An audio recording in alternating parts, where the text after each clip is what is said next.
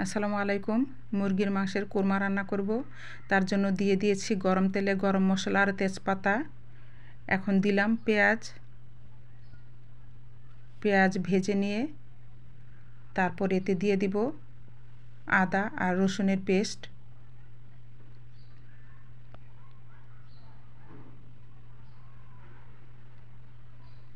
আদা রসুনের পেস্ট কিছুটা সময় ভাজবো। ভেজে নিয়ে তারপর এতে দিয়ে দিব ধনে গুঁড়ো আর জিরে গুঁড়ো।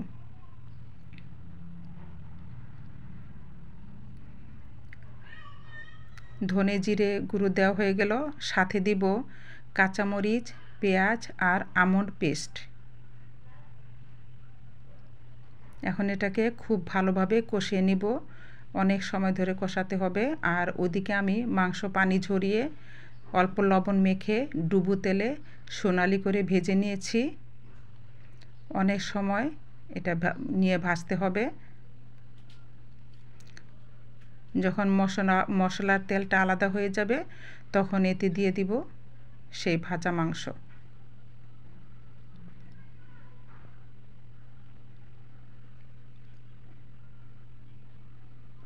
অনেক সময় নিয়ে একটু ধৈর্য ধরে কষাতে হবে মশলাটা।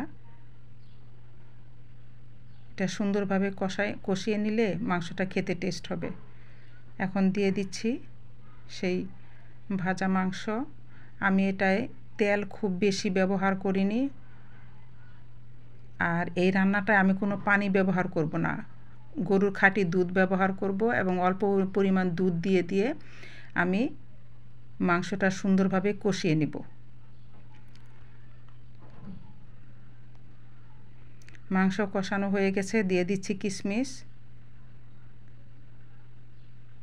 তারপর দিয়ে দিচ্ছি দুধ, গরুর দুধ একটু বেশি পরিমাণে দিতে হবে। দিয়ে আমি এটাকে বেশ অনেক সময় ধরে রান্না করব যেন মাংসটা ভালোভাবে সিদ্ধ হয়ে যায়। দিয়ে দিচ্ছি কাঁচামরিচ। এখন দিয়ে দিচ্ছি খাঁটি ঘি।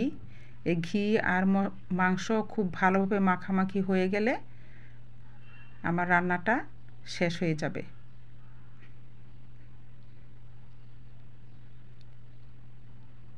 হয়ে গেল মুরগির মাংসের কোরমা।